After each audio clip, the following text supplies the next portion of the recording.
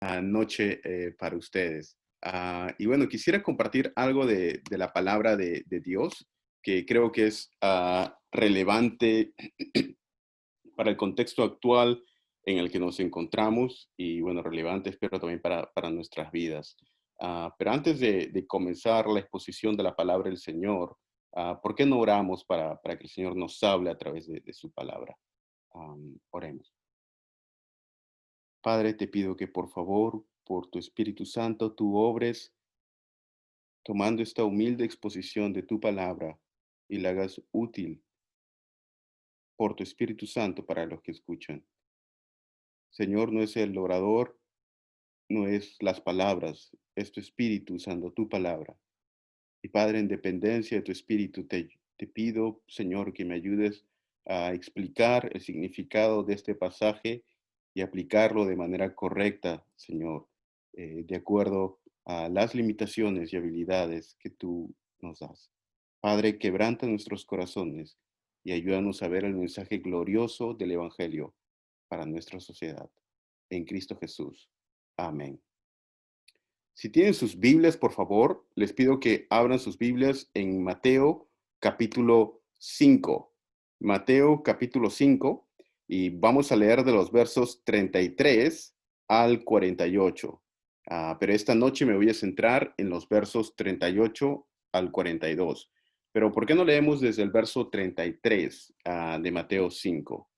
Mateo 5, verso 33. Estoy leyendo de la versión Reina Valera, Mateo capítulo 5, verso 33. Dice la palabra del Señor. Mateo capítulo 5, verso 33. Además, habéis oído que fue dicho a los antiguos, no perjurarás, sino cumplirás al Señor tus juramentos. Pero yo os digo, no juréis en ninguna manera, ni por el cielo, porque es el trono de Dios, ni por la tierra, porque es el estrado de sus pies, ni por Jerusalén, porque es la ciudad del gran rey. Ni por tu cabeza jurarás, porque no puedes hacer blanco o negro un solo cabello, pero sea vuestro hablar sí, sí, no, no, porque lo que es más de esto, de mal procede. Verso 38. Oísteis que fue dicho, ojo por ojo y diente por diente. Pero yo os digo, no resistáis al que es malo. Antes, a cualquiera que te hiere en la mejilla derecha, vuélvele también la otra. Y al que quiera ponerte a pleito y quitarte la túnica, déjale también la capa. Y a cualquiera que te obligue a llevar carga por una milla, ve con él dos. Al que te pida, dale. Y al que quiera tomar de ti prestado, no se lo rehuses. Oíste que fue dicho, amarás a tu prójimo y aborrecerás a tu enemigo.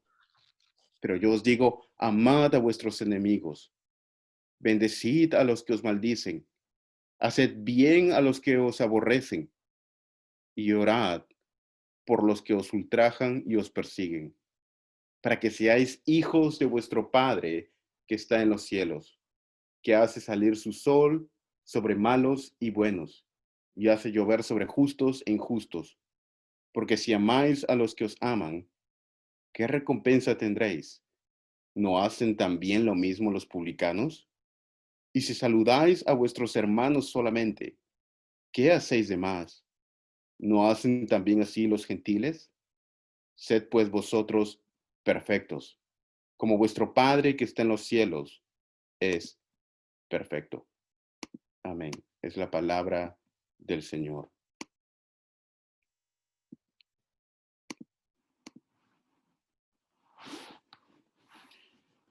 Todo comenzó por un puñado de sal. Todo comenzó por un puñado, simplemente por un puñado de sal. Una de las revoluciones más grandes de la historia del siglo XX. Algo que escribió historia y es en todos los libros de historia, comenzó solamente por un puñado de sal.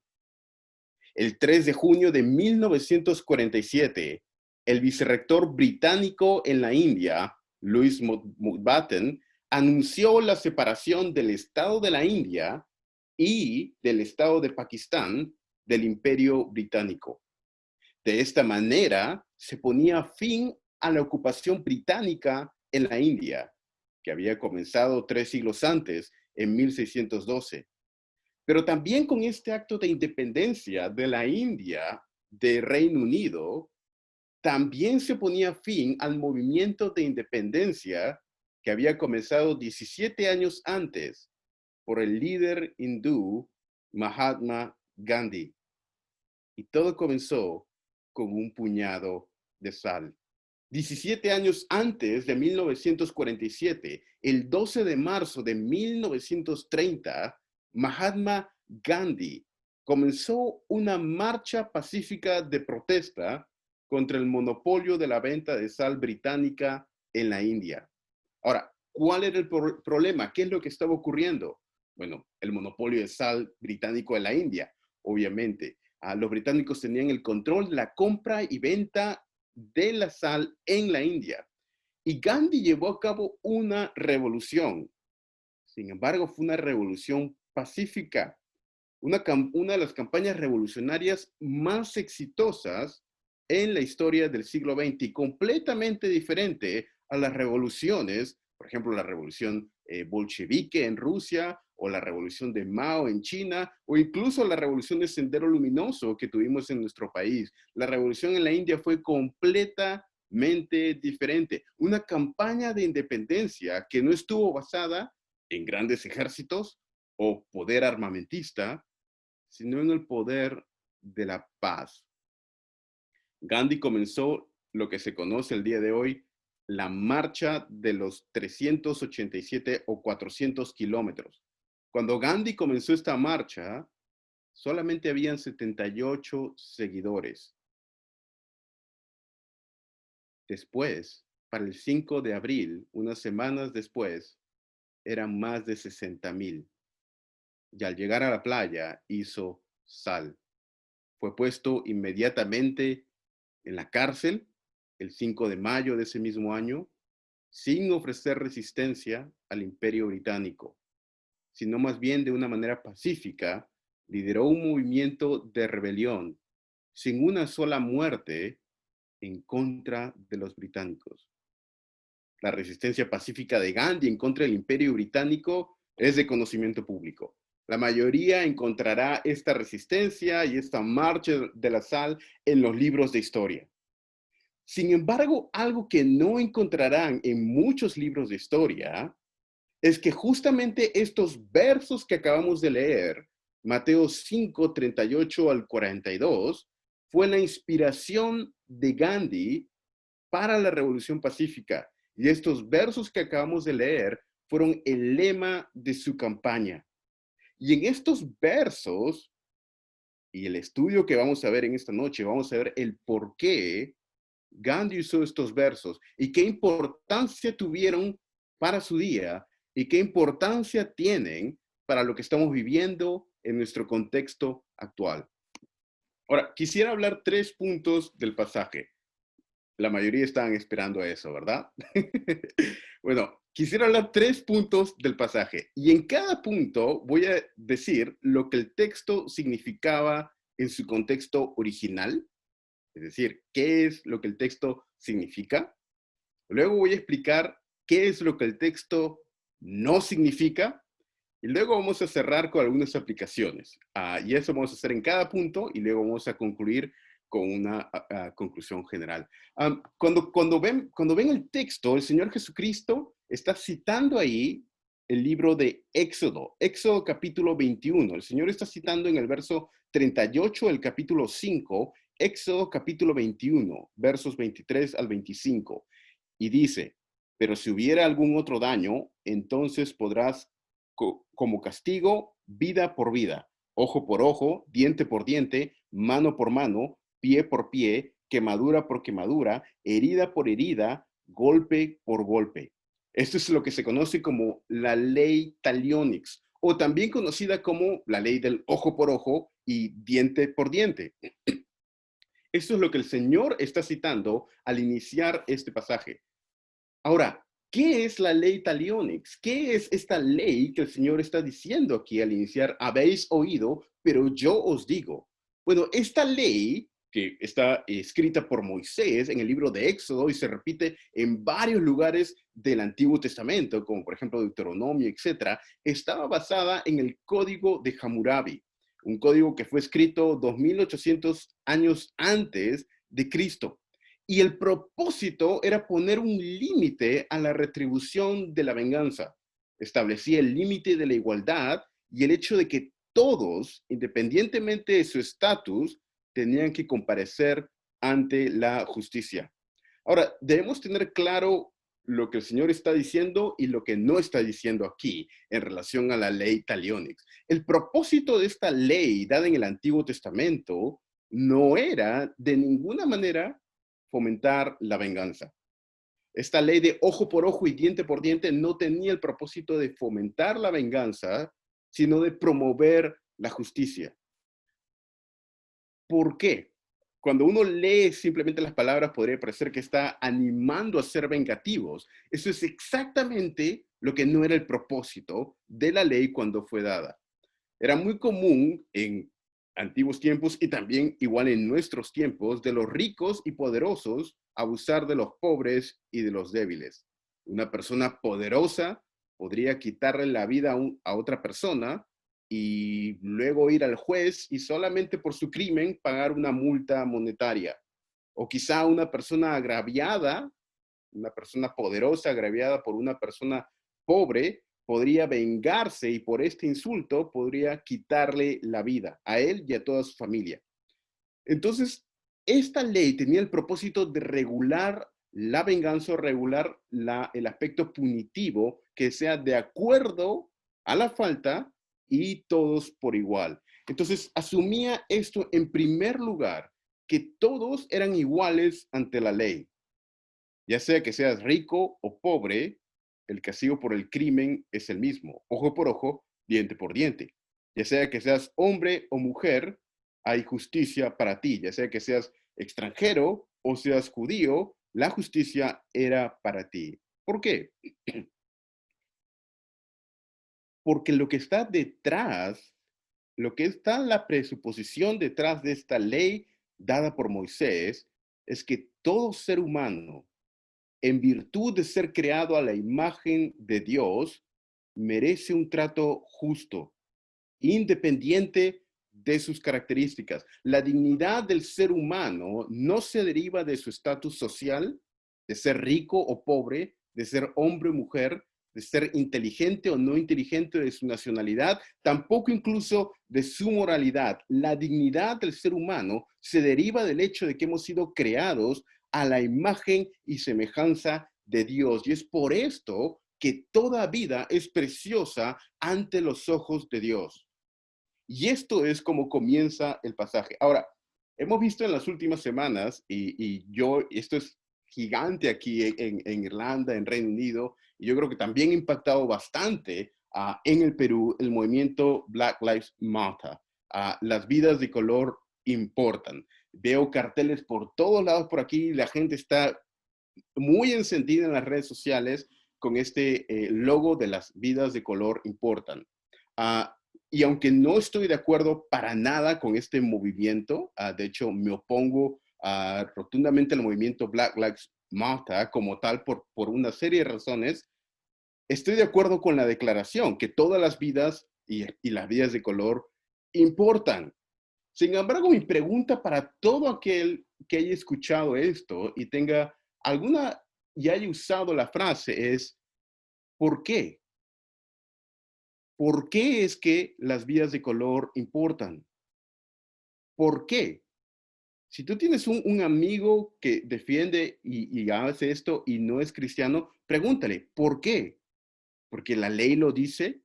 Bueno, la ley puede cambiar en 100 años de ahora y ese 100 años era diferente. ¿Por qué? Y yo creo que si seguimos preguntando esto, no existe una base moral objetiva para la justicia o la búsqueda de justicia del ser humano, a menos que comencemos con la presuposición que la vida de un ser humano es sagrada, porque es creada a la imagen y semejanza de Dios. Un sistema que no tiene la creencia en Dios y lo sagrado de la vida humana es un sistema que no puede dar justicia de manera objetiva diciendo que todas las vidas importan. ¿Por qué es que todas las vidas importan? ¿Y por qué una vida importa más que otra? Y este era el propósito y lo que estaba detrás de esta ley de ojo por ojo y diente por diente.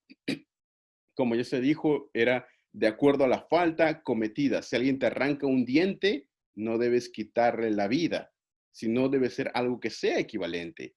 La ley no tenía el propósito necesariamente de ser aplicada de manera literal, sino que establecía un principio de una pena justa y adecuada. Restringía la venganza en lugar de promoverla. El espíritu de la ley no estaba primordialmente relacionado con la venganza, es decir, no hacer a otros aquello que no quisiéramos que nos hicieran a nosotros, sino que el espíritu de la ley, como el Señor lo explica, estaba relacionada con hacer a otros aquello que quisiéramos que nos hicieran a nosotros. Es decir, en lugar de no retribuir, el Señor va un paso más allá y toma un aspecto activo en hacer a otros aquello que tú quisieras que te hicieran a ti mismo. Y eso estaba enraizado en la ley del Antiguo Testamento. En Levítico capítulo 19, versos 17, dice, no odiarás a tu compatriota en tu corazón. Ciertamente podrás arrepender a tu prójimo, pero no incurrirás en pecado a causa de él. No te vengarás ni guardarás rencor a los hijos de tu pueblo, sino que amarás a tu prójimo como a ti mismo. Entonces, estaba permitido y era la búsqueda de una justicia, pero por la razón correcta, la búsqueda de la justicia por la gloria de Dios y el bien de mi prójimo, en la medida correcta, de acuerdo a la ofensa, y por la motivación correcta, sin odio o deseo de venganza, y para el avance del reino. Este es el contexto en el cual esta ley y estos versos se encajan. Y ahora, después de esta larga introducción, vamos a ir a lo que el Señor está diciendo y lo que no está diciendo. En primer lugar, sufriendo el insulto. En el verso 39 dice, pero yo les digo, no resistan al que es malo. Antes bien, a cualquiera que te abofetee en la mejilla, devuélvele también la otra. Ahora, el Señor comienza el verso 39 dando la indicación de a quién se refieren estas palabras. Él dice al que es malo, poderoso, una persona mala. Y este verbo se usa varias veces en los capítulos 5 al 7 en diferentes contextos. Resistir aquí se refiere a pagar mal por mal. Y el mismo concepto que Pablo usa en Romanos capítulo 12, verso 17, cuando dice, no devolváis mal por mal. Es decir, se refiere al hecho de buscar venganza. No busques venganza. Ahora, venganza no es lo mismo que justicia. Son conceptos diferentes. Está hablando de no pagar mal por mal. Y se refiere a una ofensa verbal. Déjame leerte Job capítulo 16, verso 10. Job 16, 10 dice, han abierto su boca contra mí, con injurias me han abofeteado, aún se han juntado contra mí. Dese cuenta cómo Job conecta el concepto de injuria o insultos con una bofetada. Esta bofetada se está refiriendo a una ofensa verbal, una ofensa o un insulto al honor de la persona. Se refiere a mancillar el honor de la persona. El volver la otra mejilla significaba no responder al insulto que otra persona daba con otro insulto. Y yo creo que eso es importante para nosotros. Martin Lloyd Jones comenta de este pasaje y dice, no te sientas ofendido si lo que dicen acerca de ti es mentira, pues aquello que es verdad es muchísimo peor. Y yo creo que estaría de acuerdo con las palabras de Martin Lloyd Jones. Si alguien dice, Daniel, eres un mentiroso, Al principio mi reacción sería molestarme y probablemente responder no lo soy. Pero después de examinarme, no por mucho tiempo, creo por un corto tiempo, diría sí, y sí lo soy. Si alguien me dice, eres un fornicario, no, no lo soy. Soy fiel a mi esposa. Aquí está el anillo. Sí lo soy. Y creo que con cada uno de estos mandamientos de Dios, aunque en un inicio tendría la tendencia a decir, no soy aquello que estás diciendo, no soy idólatra, no soy ladrón. Después de un tiempo, creo que inevitablemente el peso de la ley como un espejo a mi alma me llevaría a decir, sí, sí lo soy.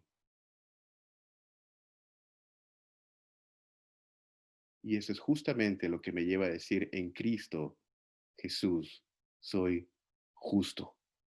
Y espero que a ti también. Esto es lo que estaba diciendo el Señor en este pasaje. El dar una bofetada con una mano, con esta parte de la palma, era una ofensa. Pero algo que era aún más ofensivo era dar una palmada con el reverso de la palma. Y el reverso de la palma significaba una ofensa doblemente mayor al honor de la persona. Por eso dice voltear la otra mejilla y no vengarte, sino dejar que la persona perjurie aún más tu honor. Ahora, ¿qué es lo que no quiere decir? ¿Qué es lo que no quiere decir? Porque estos versos se malusan y los he escuchado muchas veces usados para decir aquello que el Señor no quiso decir. Bueno, el Señor comienza diciendo, habéis oído, pero yo os digo. Él no está diciendo que el Antiguo Testamento no tiene utilidad.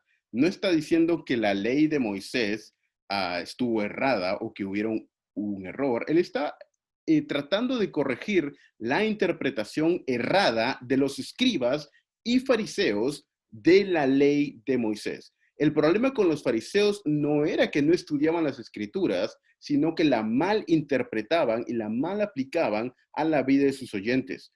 Aplicación de la ley y comprensión de la ley están tan intrínsecamente ligadas en el canon bíblico que es prácticamente imposible diferenciarlas. Una correcta interpretación de la ley es una correcta aplicación de la ley. En segundo lugar, el Señor no está diciendo aquí que el cristiano deba dejar maltratarse físicamente. No deba decir que debas dejar robarte sin quejarte. No quiere decir tampoco que si te han agraviado no debas presentar una demanda judicial si alguien comete un agravio contra ti. No está diciendo eso. Y a veces hay gente que dice, oh, tú eres cristiano, entonces ¿por qué vas a presentar una denuncia? Si no has leído Mateo 5:38, deberías dejártelo que te golpeen. No está diciendo eso. Este no es lo que está diciendo. Tampoco significa que un cristiano debe estar en contra del uso de violencia por parte de las autoridades. El Señor no está diciendo aquí, no está diciendo aquí o no está abogando aquí en contra de la pena capital por parte del gobierno, no está hablando de eso. Hay gente que usa este pasaje para decir, él ha cometido una infracción, no debe el gobierno hacerle nada, porque mira, aquí está diciendo la ley, las escrituras dicen que el Señor no está hablando de esto. Ah, Tampoco significa que un cristiano no deba defender a su familia. Tenemos la libertad legítima y la obligación de defender a nuestra familia.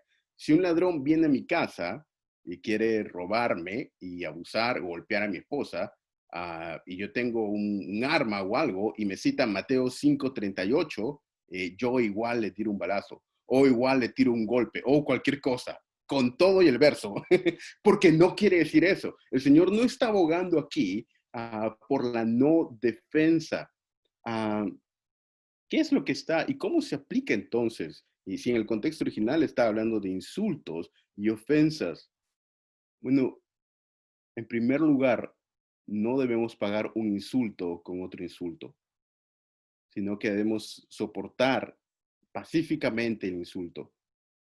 Esto, por ejemplo, se da bastante en las discusiones del hogar. ¿Cómo reaccionas cuando tu esposa o tu esposo te dice algo que no te gusta? Creo que todos nosotros tenemos un punto en el cual explotamos, o algo que alguien nos dice algo, o un comentario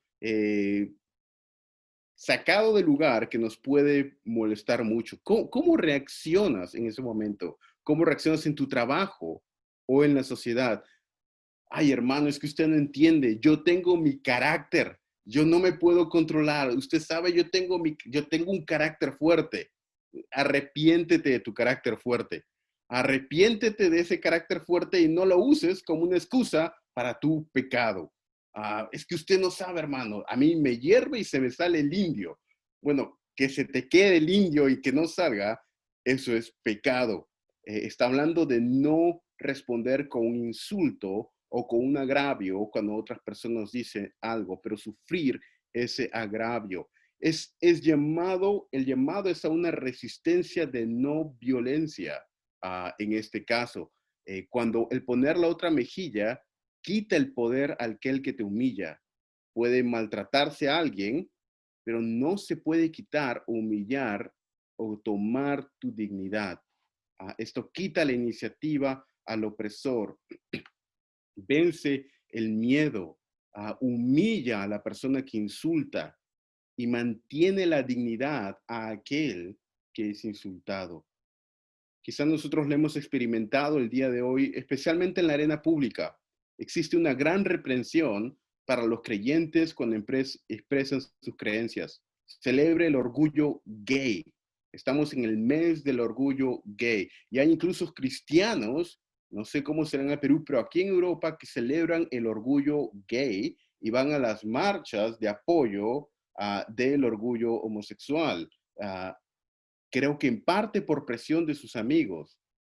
Esto es pecado. Yo como cristiano no puedo apoyar una marcha de esta manera. Debemos ser amorosos en lo que decimos, pero debemos decirlos. Y hay gente que nos va a discriminar, y hay gente que nos va a insultar, y hay gente que nos va a tildar de racistas, de clasistas, de intolerantes por esto. Y está bien. Yo sufro el insulto y no respondo con un insulto, sino me quedo callado o me defiendo de la manera como el Señor lo ha estipulado y no insultando o tomando venganza. Mira el ejemplo de la cruz de Cristo, quien aunque estaba en lo correcto, no respondía mal por mal, sino que encomendaba su causa a aquel que juzga justamente. 2. Sufriendo la demanda. Versos 40 y 41. Dice, al que quiera ponerte pleito y quitarte la túnica, déjale también la capa. Y cualquiera que te obligue a ir un kilómetro, ve con él 2. Ahora, ¿a qué se está refiriendo aquí el Señor? Nuevamente, ¿qué se está refiriendo y qué no está diciendo? Bueno, hablar de resistir aquí tiene una implicancia legal, no resistirlo al que está haciendo esto. ¿A qué es lo que se está refiriendo? Déjame leerte un verso en Éxodo capítulo 22, verso 26. Y es el contexto y la ley que el Señor está citando. Éxodo 22, 26 dice, si tomas en prenda el manto de tu prójimo, se lo devolverás antes de ponerse el sol, porque es su único abrigo. Es el vestido para su cuerpo. ¿En qué otra cosa dormirá? Y será que cuando él clame a mí, yo le oiré, porque soy clemente. Ambos versos y ambos ejemplos tienen una connotación legal y tienen una connotación de un ejemplo de algo que podía pasar en el día a día a cualquier judío en el primer siglo. El primer caso, el de la capa, se refería probablemente a alguien que tuviera una deuda de un prestamista abusivo. Ahora, para esto tenemos que entender la vestimenta judía. Tenían la ropa interior, obviamente, tenían la túnica, que era un vestimento, una parte interior, y la capa, que era algo exterior, y se usaba también como una manera de abrigarse por las noches. Ahora, la ley judía, la ley del Antiguo Testamento, la ley mosaica, establecía que nadie como hemos leído los versos en Éxodo, se le debía despojar de la capa. Hasta los más pobres no les podías quitar todo, pero no les podías quitar la capa, porque era lo que usaban al momento de dormir. No les podías quitar esto. Una demanda de pago era no responder con la misma moneda, no vengarte. Si alguien, un acreedor, te quería quitar la capa, dásela, dásela. Y de esta manera das lugar a la justicia de Dios, pero también estás avergonzando al acreedor, estás avergonzando al prestamista injusto. ¿Por qué? ¿Cómo? ¿De qué manera se está defendiendo? Bueno, la humillación de andar sin una capa o semidesnudo sería considerado una ofensa. Y la persona podría preguntar, ¿por qué no tienes una capa? Es que fulanito de tal me la quitó. La manera como esta persona de quien se tomaba la capa avergonzaba y la manera como castigaba el mal, la maldad del prestamista, era por avergonzarlo al acceder a darle la capa a sus injustas acciones en contra de él. Al andar sin capa, era una muestra visible de deshonra, estaba resistiendo al malo de manera pacífica, darle lo que le había pedido, y al mismo tiempo lo avergonzaba públicamente por haber roto la ley de Moisés que prohibía que a un hombre se le quite la capa. Entonces, eso es lo que está yendo, se dan cuenta lo que está ocurriendo aquí. Y el segundo caso es similar en relación a llevar una milla. Esto es lo que ocurrió con Simón de Cirene cuando le obligaron a llevar la cruz de Cristo. El texto, si ustedes lo revisan en Mateo 27, dice, le obligaron o le exigieron que llevara la cruz. No fue que, por favor, ¿puedes llevar la cruz, Simón? No, fue una obligación impuesta sobre él. Y es esta ley a la que se está refiriendo aquí, que es el segundo caso en el verso 41 del capítulo 5. Los judíos, y esto también nuevamente debemos entender el contexto, los judíos estaban bajo el imperio romano y la ley romana, basada en la ley persa, venía desde la ley persa, estipulaba que cualquier soldado tenía el derecho de decirle a un israelita que llevara una carga o un bulto por una milla. Esto era lo que especificaba la ley. En ambos casos, el Señor está diciendo que el cristiano debía ir más allá de lo que la ley estipulaba.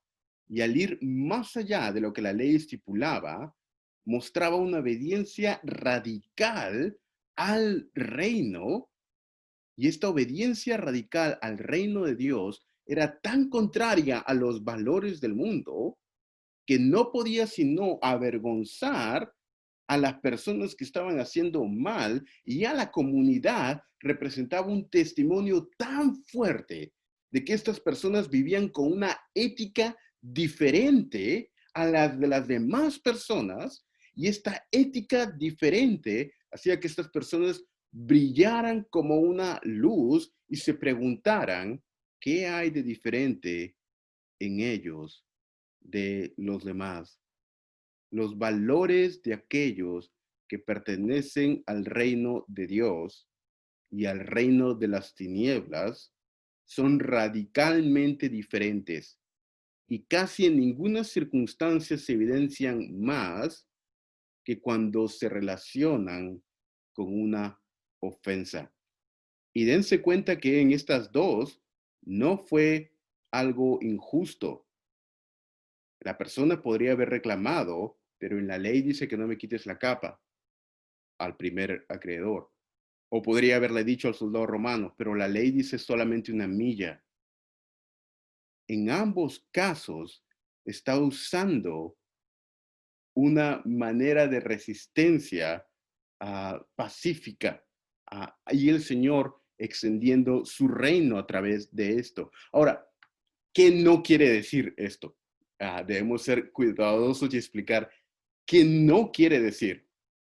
Ah, no quiere decir que debamos darle todo a todos los que nos piden. Si alguien me dice, Daniel, hermano, préstame plata o dame dinero o regálame tus libros. No, no te los voy a regalar. Tampoco quiere decir que debemos regalar todas nuestras posesiones y debemos dar dinero a todos, a las personas que nos pidan o quieran tener algo de nosotros.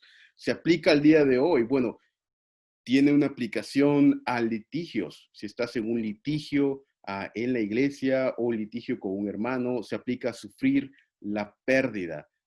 Si es que hay algo que estás haciendo un negocio, por ejemplo, es sufrir la pérdida de asumir el gasto y no perjudicar a otras personas.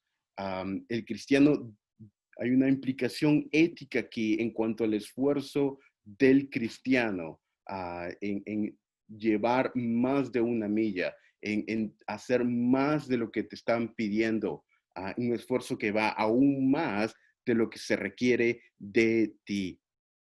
Y llegamos a la tercera parte, el tercer punto, sufriendo la ley en el verso 42. Dice, al que te pida, dale, y al que desee pedirte prestado, no le vuelvas la espalda. Um, el que te pida, dale. Ahora, hay un punto interesante ahí. El que prestaba era el patrón y a quien le daban era el cliente. El Señor está hablando y hay una cosa que se asume aquí. Si tienes para dar, el texto asume que tienes lo suficiente para dar. Es decir, si no tienes dinero, no prestes. Y si tienes dinero, no prestes, sino que dalo de manera libre a cualquiera que lo necesite. Lo repito, si no tienes dinero, no prestes. Y si tienes dinero, no prestes.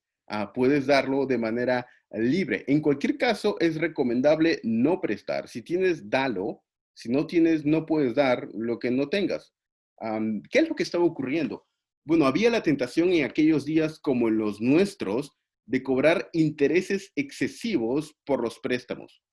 La gente se aprovechaba de la necesidad de otros. Un prestamista daba el dinero y luego se aprovechaban y cobraban un interés desmedido. Y a veces la motivación de la gente podía era prestar dinero solamente a aquellos que tuvieran 100% la certeza que te iban a pagar y cobrar un interés mayor, aprovecharse de la necesidad de la persona. Y vemos esto, yo creo, bastante en nuestros días, con lo del coronavirus, vemos la manera como la gente se aprovecha de las personas en necesidad, cobrándoles algo mucho más caro que lo que deberían por el oxígeno o las clínicas subiendo los precios. Estas son cosas claramente que no debemos hacer y no son éticas. Incluso si una persona tiene un negocio, no debe aprovecharse de la necesidad de otras personas. ¿Y qué es lo que no quiere decir aquí en relación del préstamo y que alguien te pida prestado? Bueno, no quiere decir que el cristiano no deba defender sus derechos. No quiere decir que el cristiano debe darle a todos. El texto presupone una necesidad genuina y debemos ser sabios a quién se lo damos. A veces hay gente que dice, bueno, los cristianos son fáciles de estafar, son fáciles de pedir dinero, son fáciles de sacar dinero. Y hay gente que a veces va con estas motivaciones.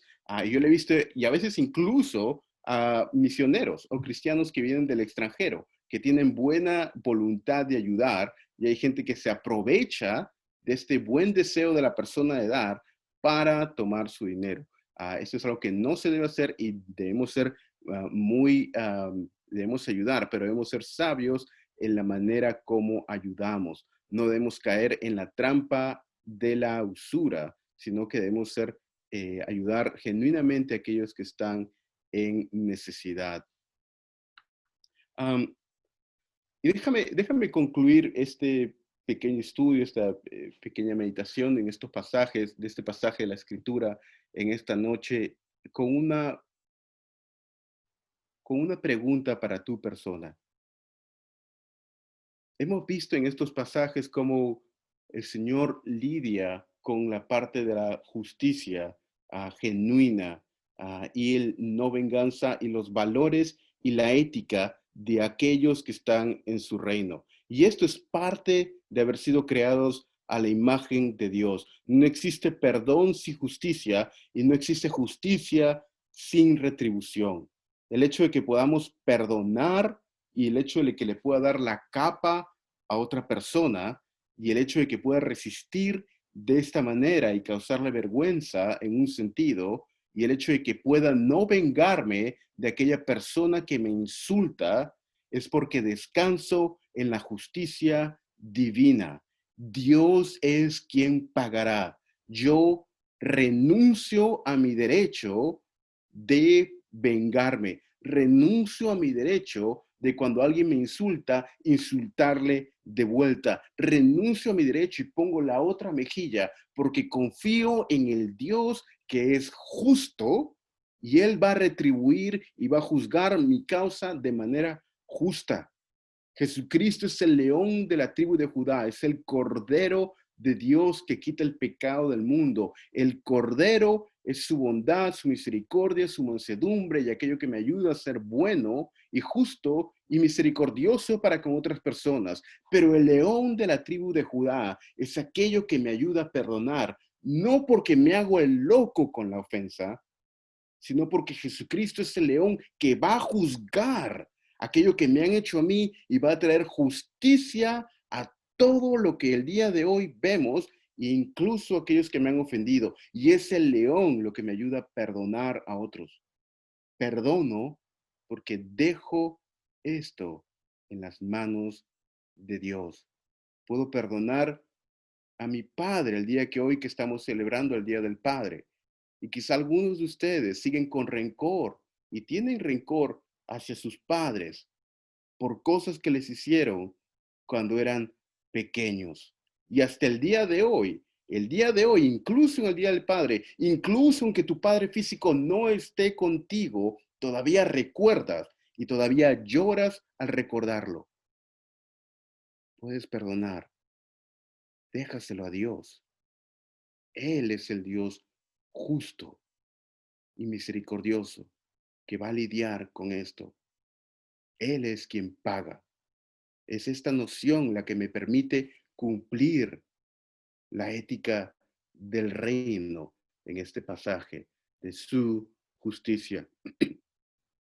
Y como mencioné en un inicio, si alguien me insulta diciendo, Daniel, eres un idólatra, aunque al inicio diría no, terminaría reconociendo que sí soy idólatra. Y tú también lo eres.